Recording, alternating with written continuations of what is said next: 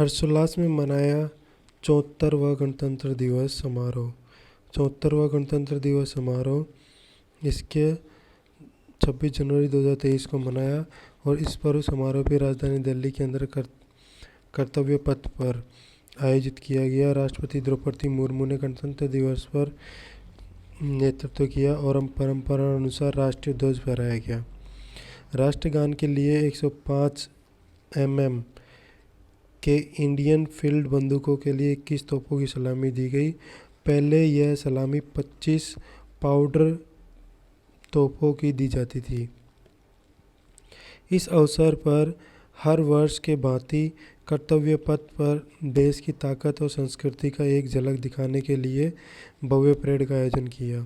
इसकी शुरुआत के लिए राष्ट्रपति को सलाई देने के साथ हुई। परेड में स्वदेशी विकासित अर्जुन 10 नाग मिसाइल प्रणाली और के वज्र होवित्ज़र तोप और आकाश सशस्त्र सरणी का प्रदर्शन किया। और इस वर्ष आत्मनिर्भर भारत की थीम को ध्यान में रखते हुए परेड के अंदर मेक इन इंडिया हथियार प्रणालियों का प्रदर्शन किया। पहली बार 3 महिलाओं और 6 अग्निवीरों ने भी परेड में हिस्सा लिया। इस भव्य परेड में सीमा सुरक्षा राजस्थान फ्रंटियर के हथियारों से लैस 82 कॉम्बैट कैमल के भी शामिल हुए। इसमें पहली बार सीमा के अंदर महिला ऊंट सवारों ने भी परेड में सहभागिता की।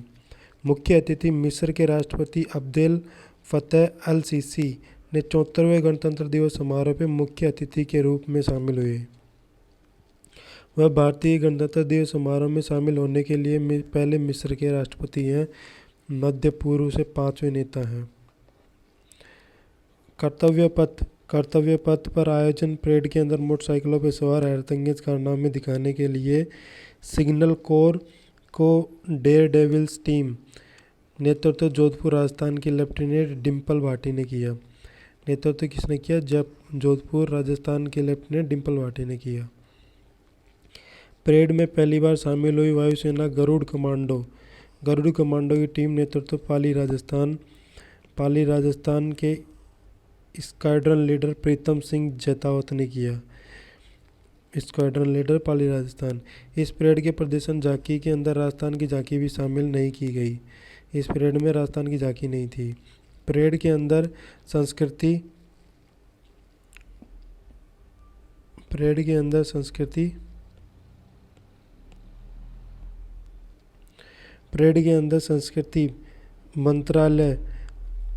मंत्रालय संस्कृति कार्यक्रम वंदे भारत को प्रस्तुत किया और इसके अंदर नारी शक्ति था। परेड में कर्नल महमूद मोहम्मद अब्देल अल खारासावी ने नेतृत्व मिस्र के सशस्त्र बल का संयुक्त बैंड और मार्चिंग दल 144 सैनिकों को विदेशी भागीदार के रूप में शामिल हुआ।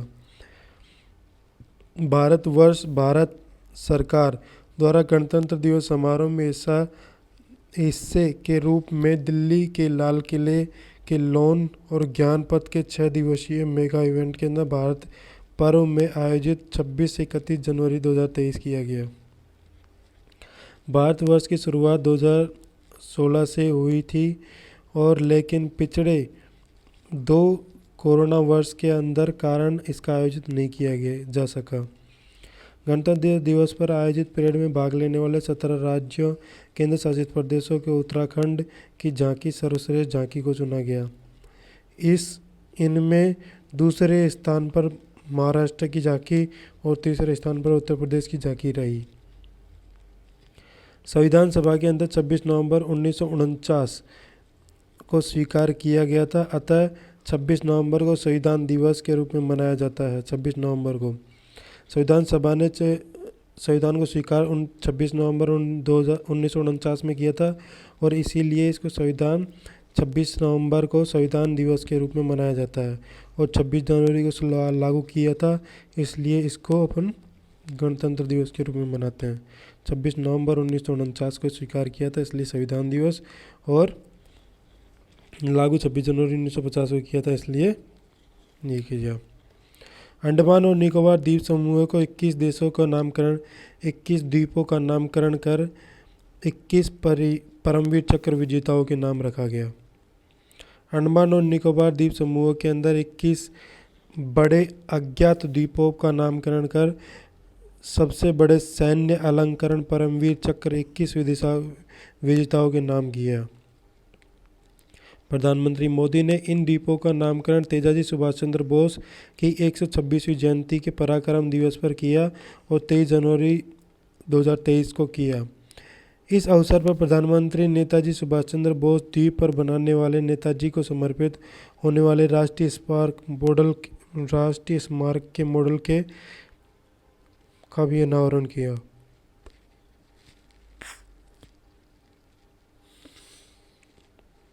भारत के बड़े द्वीप का नाम। भारत के सबसे बड़े द्वीप का नाम परमवीर चक्र विजेता मेजर सोमनाथ शर्मा के नाम पर रखा।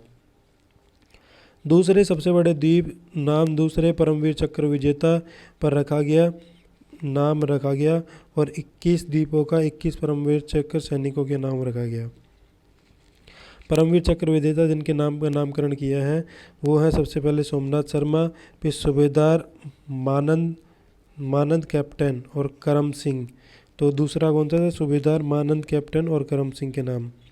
सेकंड लेफ्टिनेंट राम राघोबा राणे के नाम और नायक जदुनाथ के नाम। कंपनी हवलदार मेजर पीरू सिंह के नाम। कैप्टन GS सलारिया के नाम। कैप्टन कर्नल धन सिंह थापा के नाम। सूबेदार जोगिंदर के नाम। मेजर शैतान सिंह के नाम और CQML अब्दुल हमीद के नाम। लेफ्टिनेंट कर्नल अदेर सिर पुरजोरची तारापोर और लांस नायक अल्बर्ट इक्का के नाम। मेजर होशियार सिंह के नाम। सेकंड लेफ्टिनेंट अरुण खेत्रपाल के नाम और फ्लाइंग ऑफिसर निर्मल सिंह सेखो के नाम। मेजर रामास्वामी परमेश्वरम के नाम। नायब सूबेदार बाना सिंह के नाम। कैप्टन विक्रम बत्रा के नाम। लेफ्टिनेंट मनोज कुमार पांडे। सूबेदार मेजर संजय कुमार और सूबेदार मेजर सेवानिवृत्त ग्रेनेडियर योगेंद्र सिंह यादव के नाम। वर्ष 2018 में अंडमान निकोबार द्वीप समूह में अपनी यात्रा के दौरान प्रधानमंत्री नरेंद्र मोदी ने रॉस द्वीप समूह का नाम बदलकर नेताजी सुभाष चंद्र बोस कर दिया था 2018 के अंदर। इसी क्रम में नील और हैवलॉक का नाम बदलकर शहीद और स्वराज द्वीप कर दिया। नील और हैवलॉक का नाम बदलकर शहीद और स्वराज कर दिया था। मेघालय, नागालैंड और त्रिपुरा की विधानसभाओं का चुनाव हुआ है और निर्वाचन के अंदर मेघालय, नागालैंड और त्रिपुरा की विधानसभाओं का चुनाव हुआ 8 जनवरी 2023 को। मेघालय, नागालैंड के अंदर मतदान 27 फरवरी 2023 को और त्रिपुरा में 16 फरवरी 2023 को चरण संपन्न हुआ। तीनों राज्य की मतगणना 2 मार्च 2023 को की जाएगी। इसके अंदर 3 विधानसभाओं के मतगणना कुल संख्या एवं आरक्षण। तीनों विधानसभाओं के मेघालय के अंदर भी 60, नागालैंड में भी 60, त्रिपुरा में भी 60। ठीक है। इसके अंदर अनुसूचित त्रिपुरा के अंदर अनुसूचित जनजाति हैं, अनुसूचित जाति हैं इसके अंदर 10 और अनुसूचित जनजाति के हैं 20, 30 तो यही होगी। ठीक है। अब मेघालय के अंदर 55 अनुसूचित जाति के हैं और 59 अनुसूचित जाति के हैं इसके अंदर। तो ये सीटों का ध्यान रखना। ठीक है। 3 विधानसभाओं के चुनाव के साथ में एक संसदीय क्षेत्र अरुणाचल प्रदेश, झारखंड, तमिलनाडु, पश्चिम बंगाल के एक महाराष्ट्र एक तथा महाराष्ट्र में 2 विधानसभा क्षेत्रों के रिक्तियों को भरने के लिए उपचुनाव होंगे। इन सीटों पर 26 फरवरी को संशोधित तिथि के होगा और जबकि मतगणना उपरोक्त विधानसभाओं के साथ 2 मार्च 2023 को होगा। उच्चतम न्यायालय की इच्छा मृत्यु की प्रकृति में संशोधन किया गया है। उच्चतम न्यायालय ने इच्छा मृत्यु के बारे में अपने 2018 के अंदर आदेश दिया। 24 फरवरी 2023 को संशोधन किया। सर्वोच्चतम न्यायालय ने अपने आदेश के संशोधन करते हुए मरणोपरांत रोगियों को लाइफ सपोर्ट हटाने का प्रक्रिया को रोगियों उनके परिवारों और डॉक्टरों के लिए कम बोझिल बनाने के लिए प्रावधान किया है। उच्चतम न्यायालय ने वस्तुतः उस शर्त को हटा दिया है जिसमें एक गंभीर रूप से बीमार व्यक्ति की लाइफ सपोर्ट में हटाने के लिए मजिस्ट्रेट ने स्वीकृति अनिवार्य थी। न्यायमूर्ति ने के.एस. जोसेफ की अध्यक्षता के अंदर 5 न्यायाधीशों की संविधान पीठ ने कहा कि दस्तावेज पर अब लिविंग बिल पर 2 साक्ष्यों की उपस्थिति के हस्ताक्षर किए जाएंगे। भारत में तैनात यूएन मिशन में महिला शांति सैनिकों के लिए सबसे बड़ी एकल इकाई। संयुक्त राष्ट्र अंतरिम सुरक्षा में भारतीय बटालियन का हिस्से के रूप में भारत ने सूडान अबेई क्षेत्र में महिला सैनिकों को एक पूरी टुकड़ी तैनात की है और निर्णय जनवरी 2023 में किया गया। यूएन मिशन में महिला शांति सैनिकों की भारत की सबसे बड़ी एकल इकाई होगी और उल्लेखनीय है कि 2007 में संयुक्त राष्ट्र शांति मिशन के लिए पूरी तरह से महिलाओं की टुकड़ी को तैनात करने वाला भारत पहला देश बना है। PAFF आतंकी संगठन को घोषित किया। केंद्र ने प्रतिबंध आतंकी जैश-ए-मोहम्मद के छठे संगठन people's anti fascist front PAFF को इससे जुड़े सभी फ्रंट संगठनों को 6 जनवरी 2023 को आतंकी संगठन घोषित किया है और इससे पहले केंद्रीय गृह मंत्रालय ने पाकिस्तान के बेस्ट आतंकवादी समूह लश्कर-ए-तोयबा के सहयोगी संगठन द रेजिस्टेंस फ्रंट को 5 जनवरी 2023 को प्रतिबंध किया। केंद्र सरकार द्वारा गैरकानूनी गतिविधियों के अंदर अधिनियम 1967 के तहत किया गया। यूपीए के तहत अंतिम निर्णय। केंद्रीय गृह मंत्रालय ने UPA unlawful activities prevention act में 4थी अनुसूची के तहत लश्कर-ए-तोयबा और सरगना अरबाद अहमद पीर को व्यक्तिगत आतंकी घोषित किया है। इसके अलावा आतंकवादी संगठन अल-कायदा से संबंध रखने वाले कश्मीर के मूल अजाज अहमद अहंगर उर्फ अबू उस्मान अल कश्मीरी, लश्कर कमांडर मोहम्मद अमीन उर्फ अबू खुबैब को आतंकवादी घोषित किया गया। गृह मंत्रालय ने ISI को समर्पित खालिस्तान टाइगर फोर्स के सहयोगी अर्शदीप सिंह गिल उर्फ असदुल्ला को भी UAPA के 9 जनवरी 2023 को आतंकी घोषित किया गया। महिलाओं और बच्चों का टीकाकरण हेतु सरकार ने लॉन्च किया यूविन। केंद्रीय स्वास्थ्य मंत्रालय कोविन ऐप की सफलता के बाद में यूविन प्लेटफॉर्म लॉन्च किया। यूविन प्लेटफॉर्म देश की महिलाओं और बच्चों को टीकाकरण डिजिटल रिकॉर्ड करने के लिए किया गया है। यूविन का भारत में सार्वभौमिक टीकाकरण कार्यक्रम को डिजिटल करने के लिए उद्देश्य में सरकार के ने प्रत्येक राज्य को केंद्र शासित प्रदेशों को 2 जिला